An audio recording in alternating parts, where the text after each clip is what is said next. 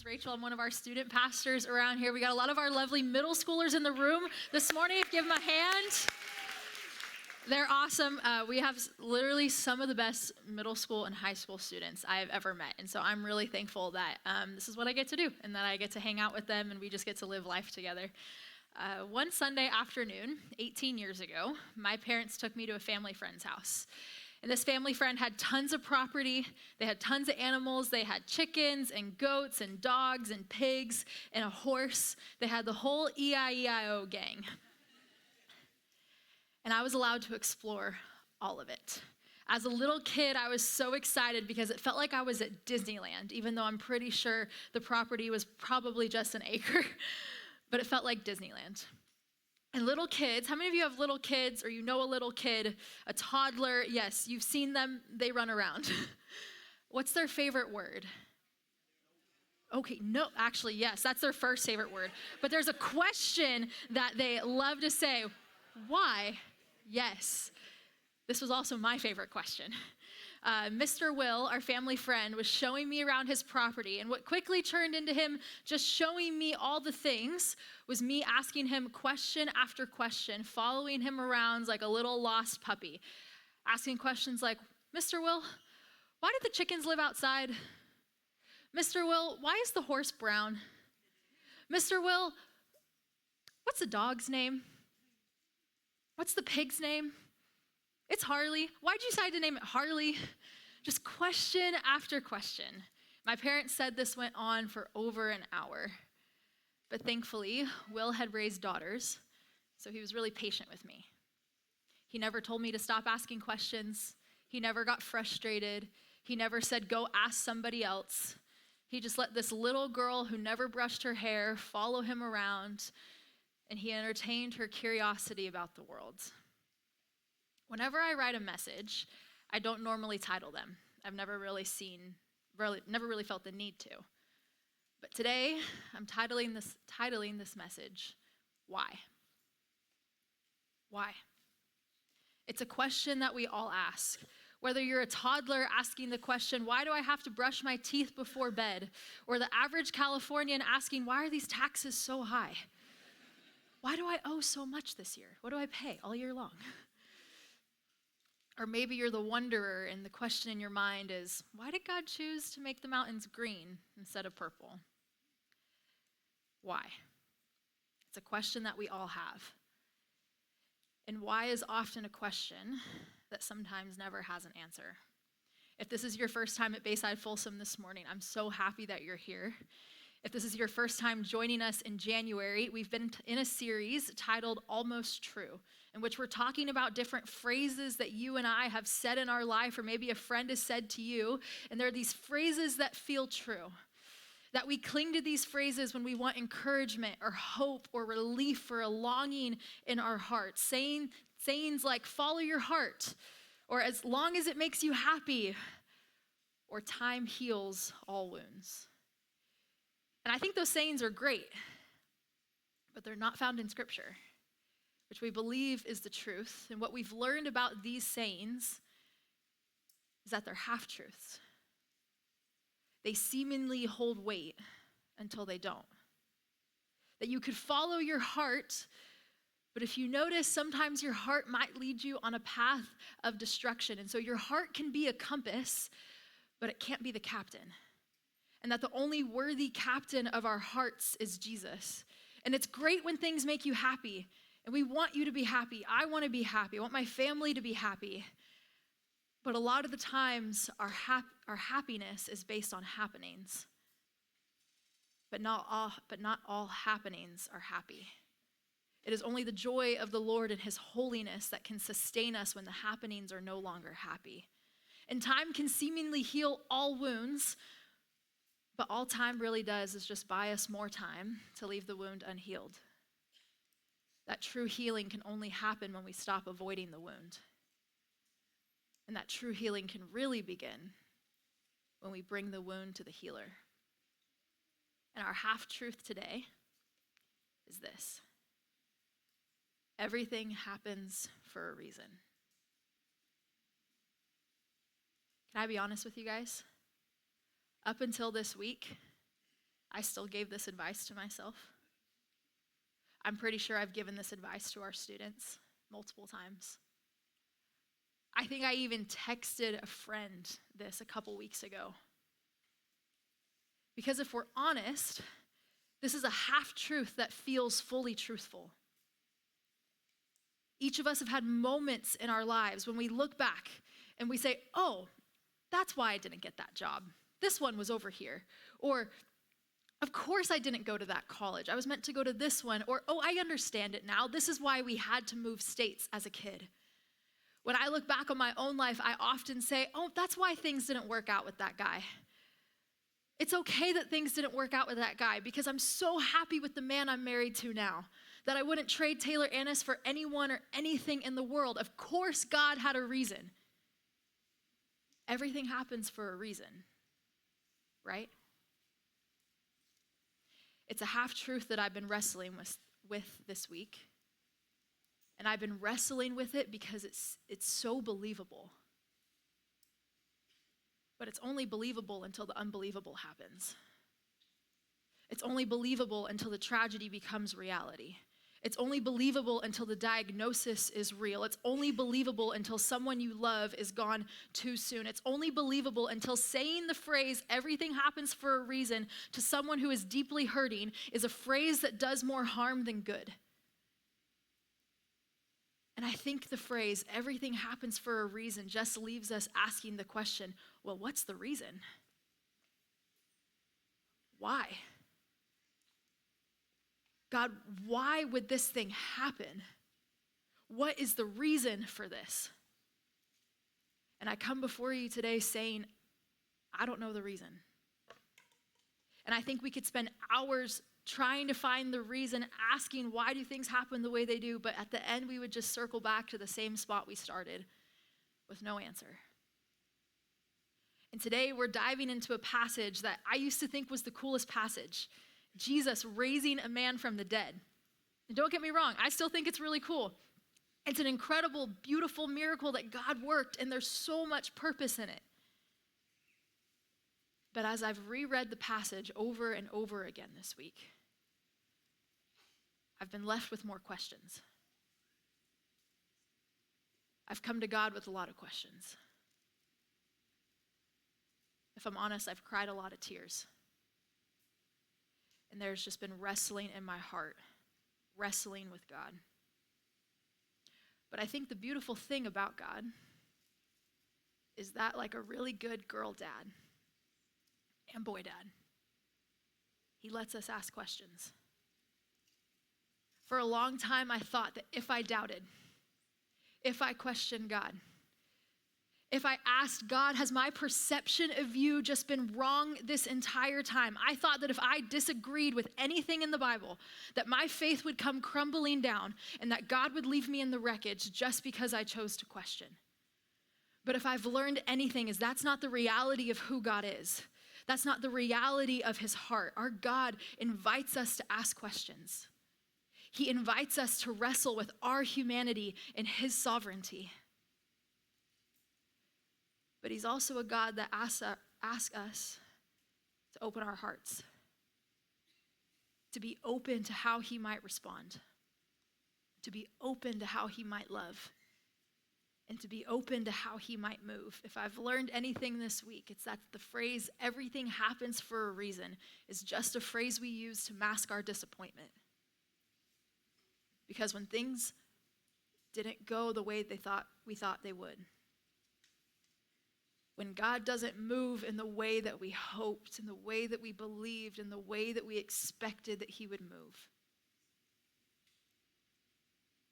everything happens for a reason, just masks the pain.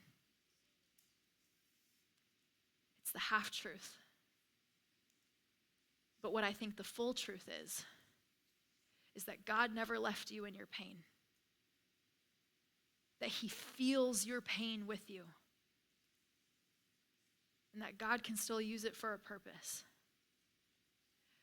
Today we're going to open to John chapter 11 to process what we're going to be going through today.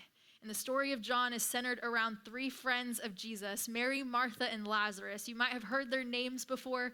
They come up multiple times in the Bible. They're siblings. And at the beginning of John 11, Mary and Martha send a word to Jesus saying, hey, Lazarus is sick. Because if your best friend was a miracle-working healer that had cured the blind and cured skin diseases and saved people from dying, of course you would reach out. And so in John chapter 4, Jesus looks at his disciples and he says, this sickness will not end in death. No, it is for God's glory so that God's Son may be glorified through it. And the disciples are probably thinking, awesome.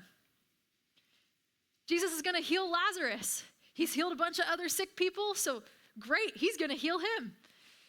Maybe we'll go and he'll do it in person. Maybe we'll stay right where we are and he'll heal him from where he is. But if Jesus said it won't end in death, it's not ending in death. They're hopeful. They're hopeful because they know who Jesus is. He's the Messiah, the Savior of the world. They know he can heal. But then Jesus, they decide to stay where they're at, across the other side of the Jordan River. But the disciples are still probably thinking, cool, if he says Lazarus' sickness won't end in death, then it won't. We're good. There's no need to rush. And then in verse 11, Jesus tells his disciples that they're going to go to Bethany. It's been 2 days. And this is what Jesus says in verse 11. Our friend Lazarus has fallen asleep, but I am going there to wake him up. And the disciples say, Lord, if he sleeps, he'll get better. They're still on this motive of, what's the rush? We don't have to hurry. Which it makes sense, right? Anytime my husband gets sick, he just puts himself to bed for 12 hours and he wakes up like nothing ever happened. I wish I could do that. One little germ and I'm out for like a week. But Jesus looks at them, verse 14. Lazarus is dead. And for your sake, I'm glad I was not there. What? What do you mean you're glad you weren't there? If you were there, you could have saved him. Jesus, you could literally heal him from right where you stand. Don't you remember that Roman officer's most beloved servant that you saved? He said you didn't even need to come to his house, but that you could do it right from where you stand, and so you did. What do you mean you're glad you weren't there? Jesus, if you were there, you could have healed him. Why did you let this happen? There's a lot of questions that I have. There's a lot of questions that you and I have as we go throughout our life. And I don't know if we'll get all the answers. I don't know about you, but there have been times where I've said to God, God, I know you could do it, so why didn't you? God, I know you could have stopped it, so why didn't you? God, I know you could have healed her, so why didn't you? When God doesn't work in the way that we expect him to, everything feels hopeless. There have been times where I said, God, if you just do this, I'll believe in you.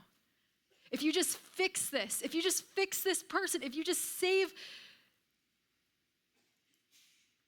I'll believe in you.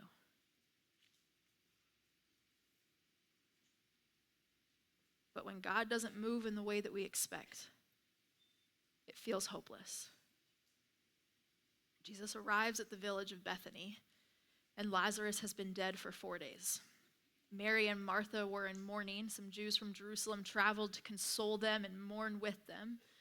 And Mary and Martha are given word that Jesus is coming. And so Martha runs out to meet him. And notice here how it's just Martha that goes, not Mary. And Martha, first thing she says to Jesus when she sees him, verse 21, Lord, if you had been here, my brother would not have died. But then notice what she says next. But I know that even now, God will give you whatever you ask. And Martha, a few verses later, will run to tell her sister Mary that Jesus is asking for her, and Mary will run out to Jesus. She will fall at his feet, and what I imagine is alligator-sized tears running down her face. She will utter the same words that her sister that just said, Lord, if you had been here, my brother would not have died. And so Martha, as she's filled with pain, blames Jesus, but she still has hope. And Mary, in her aching sorrow, blames Jesus. John 33, when Jesus saw her weeping, and the Jews who had come along with her also weeping, he was deeply moved in spirit and troubled. Where have you laid him? He asked. Come and see, Lord, they replied. Verse 35, Jesus wept. Sometimes I think we forget to pause right here. That we glaze over these words and we forget to pause because we already know the ending. Maybe you've heard this story before. You grew up in Sunday school hearing about it. Even if it's the first time that you've heard this story before from the Bible, I've already spoiled the ending. I told you when we started, Lazarus, a man, was going to be raised from the dead. And so we can glaze over this moment, but what if we paused here just for a second? And we took a moment to put ourselves in their shoes. Because as they're weeping and crying, and as Jesus is weeping, I imagine falling to his knees. They have no idea what's going to happen next. And often in our lives, when something happens, when we can't explain why, we don't know what Jesus is going to do next.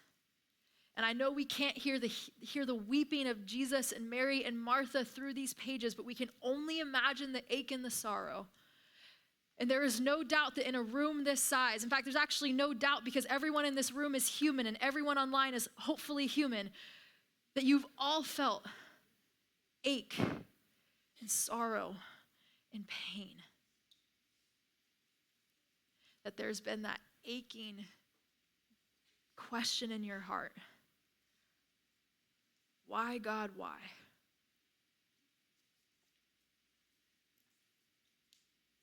It's a sadness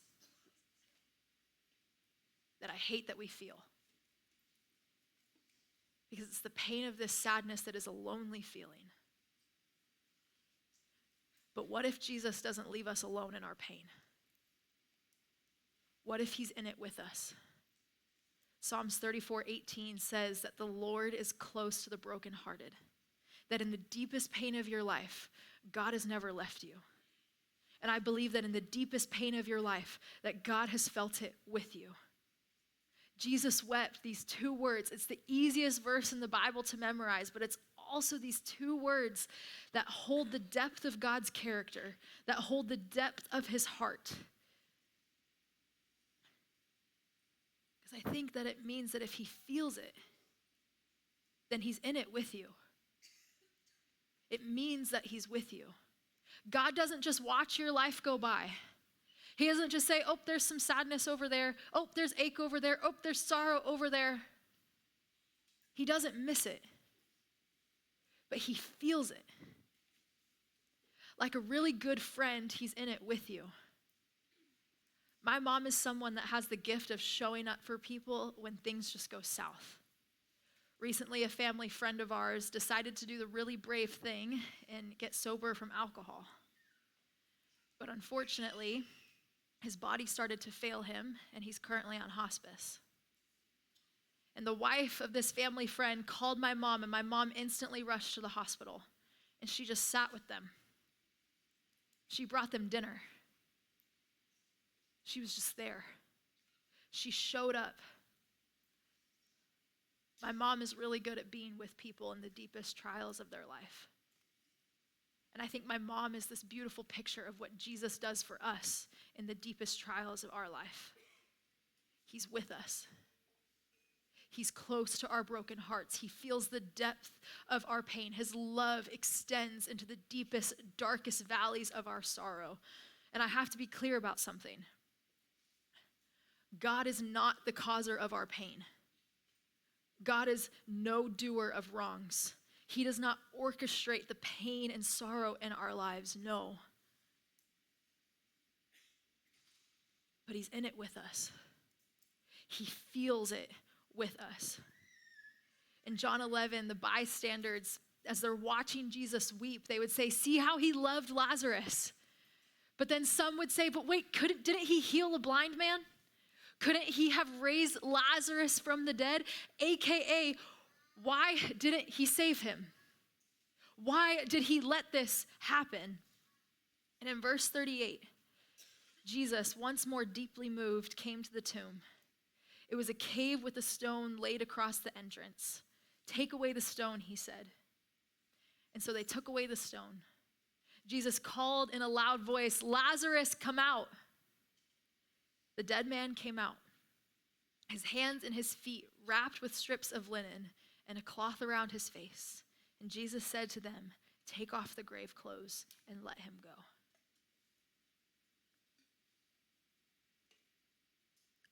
I think there's a second reason why Jesus wept. Yes, he's feeling the pain of Mary and Martha. I believe Jesus is also feeling the loss of a friend.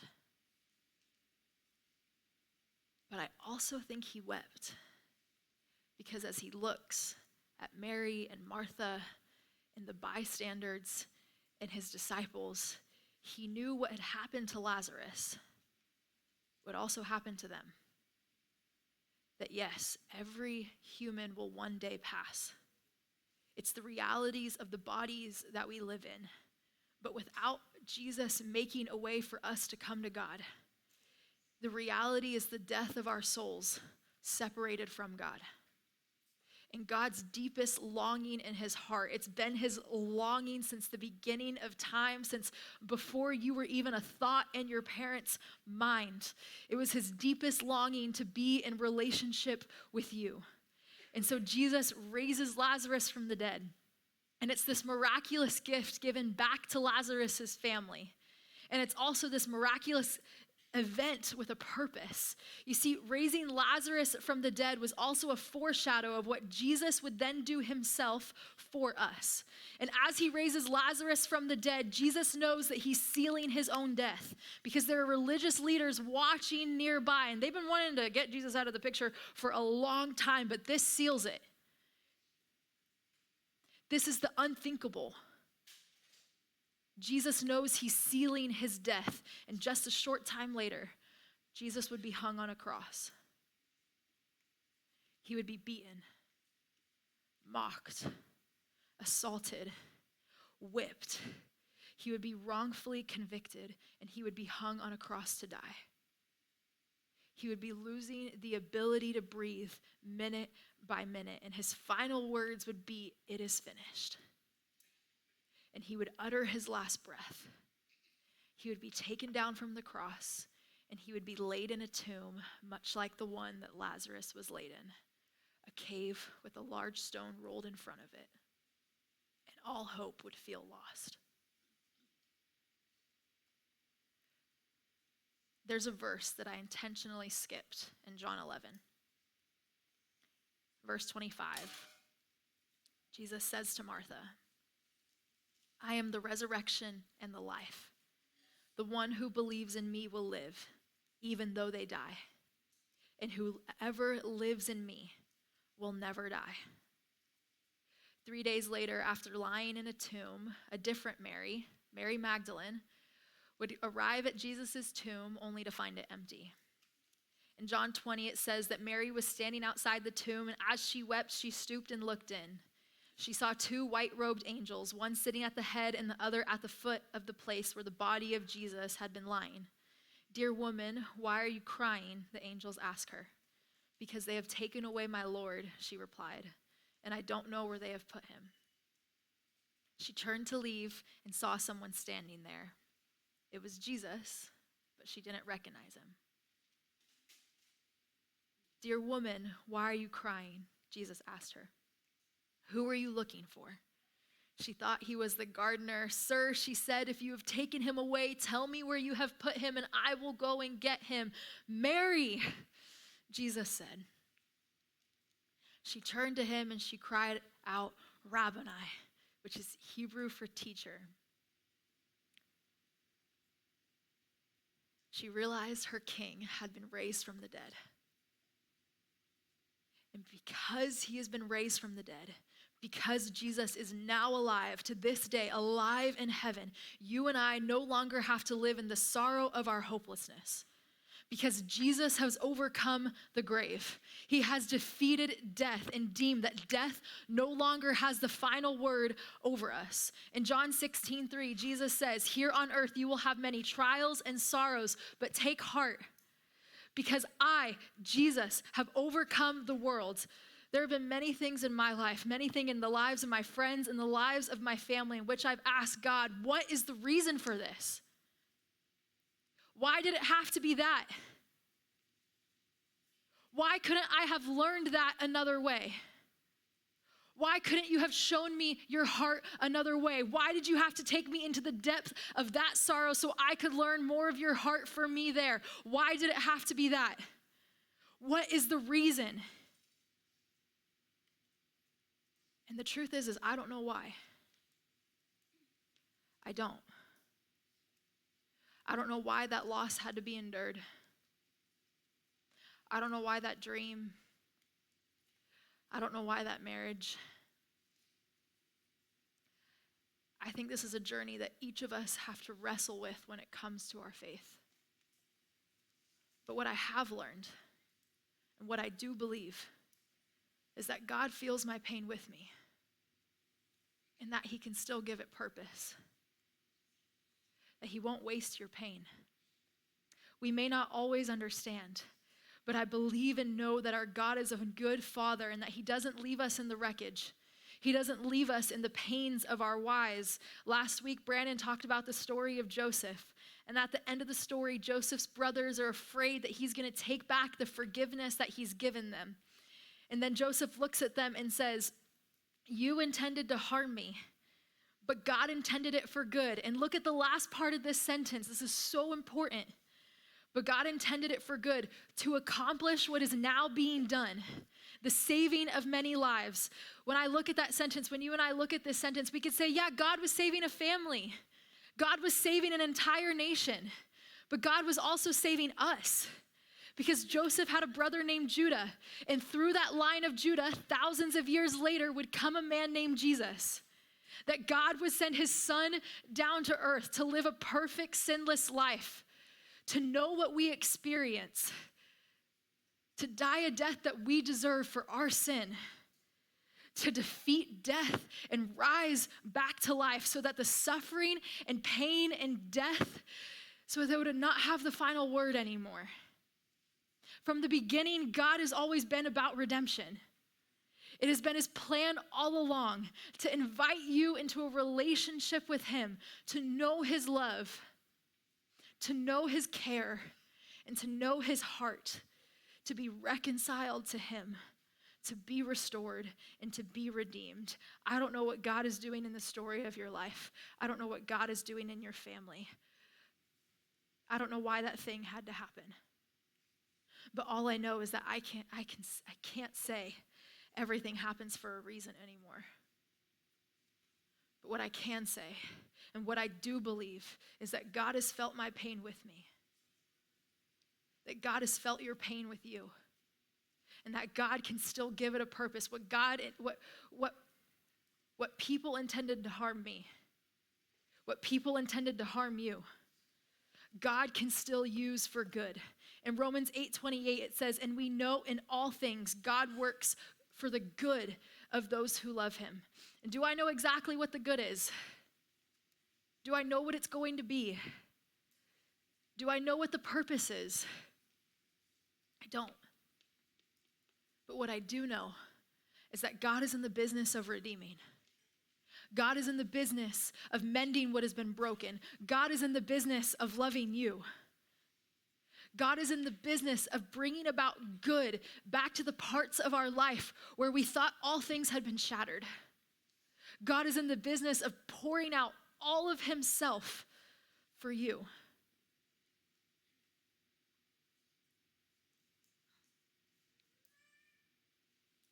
And if the good that comes out of all of this is a deeper affection for Jesus, a deeper knowing of the heart of God, well, then I'm learning that that might just be the good that Paul's talking about in Romans. And that in all of it, He will be faithful to us. He won't abandon our hearts. He'll be with us. And that his witness is evidence of his love for us. There's a final hope that I hold on to. In Revelations 21, the same John who writes this gospel also writes this. It's the last book in the Bible, last couple chapters. He writes, "Then I saw a new heaven and a new earth, for the old heaven and the old earth had disappeared. I heard a loud shout from the throne saying, 'Look, God's home is now among his people. He will live with them, and they will be his people. God himself will be with them. And he will wipe every tear from their eyes. And there will be no more death or sorrow or crying or pain. All these things are gone forever.' And the one sitting on the throne said, 'Look, I am making everything new.'" The reality of the kingdom of God is redemption. Oswald Chambers once wrote, "Reality is not human goodness or holiness or heaven or hell. It is redemption." We have to get used to the revelation that redemption is the only reality. It's the only reality with Jesus. I don't know if it's going to be on this side of heaven. And God, I pray that it is.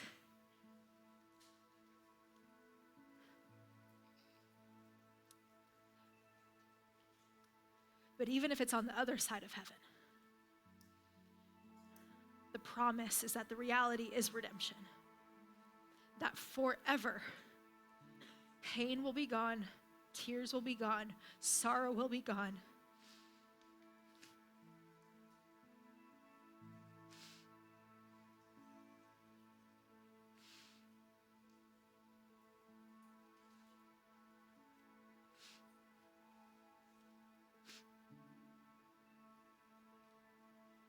That children will be reunited with parents. That parents will be reunited with children. That bodies will be healed. I cannot give an answer to the reason why things happen the way that they do. But I do believe that God has felt our pain with us and that he can still give it a purpose. And so here is what I implore to you today, Bayside Folsom. Don't withhold yourself from God. Don't withhold yourself. If we look back at John 11, Mary and Martha had both received news that Jesus was coming. And in verse 20, it says, "When Martha heard that Jesus was coming, she went out to meet him, but Mary had stayed home." In her pain, Martha ran to Jesus, and in her pain, Mary stayed back. She withheld herself from God. And it wasn't until Jesus asked for her that she ran to him. And I don't know what you've been holding back from God. I don't know if it was something that was so long ago that it's too painful to let it live on the surface. I don't know if you hold it back from God because you're afraid of what the response might be. But I wonder today if maybe Jesus is asking for you. That what if today you stopped withholding? My favorite thing on Sunday mornings happens after the 10 o'clock service almost every Sunday. My in-laws will go pick up my 3-year-old nephew, Maverick, from the kids' building. And as they bring him back to his parents over here, they always make sure to stop by the middle school room so he could say hi to me, because we're besties. And every time I'll get right down at his level, and the biggest smile will just spread across his face, and he'll come running to me because he knows that my arms are open every time.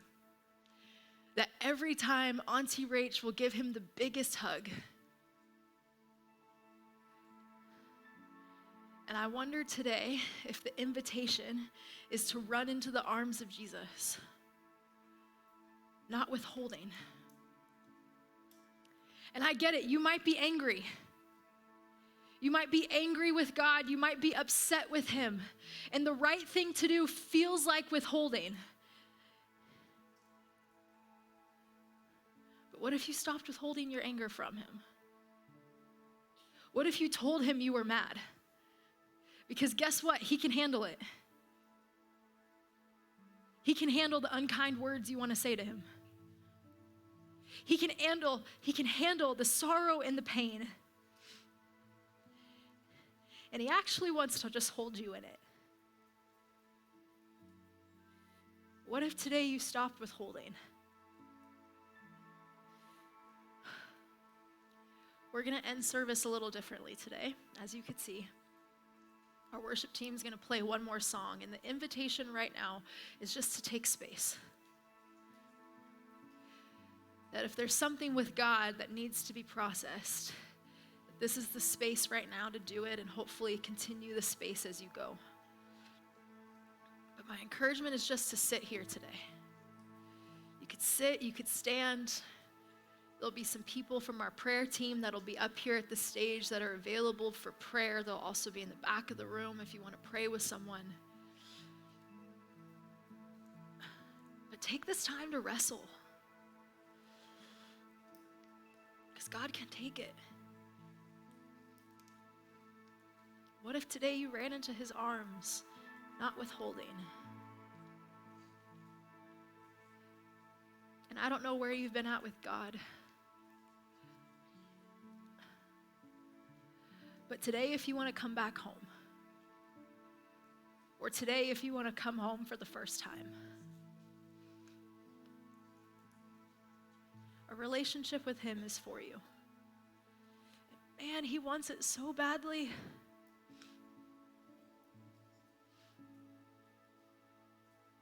Man, I just think he's been knocking on your door this whole time. And so if you want to say yes to a relationship with Jesus today, you can. You can just talk to him. You can just say, Jesus, I'm ready. And he'll be with you, never leaving you. Heavenly Father, God, we give all things to you today.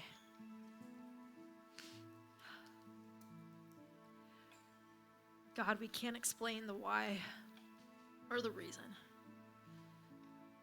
But God, we know that you've never left us in our pain.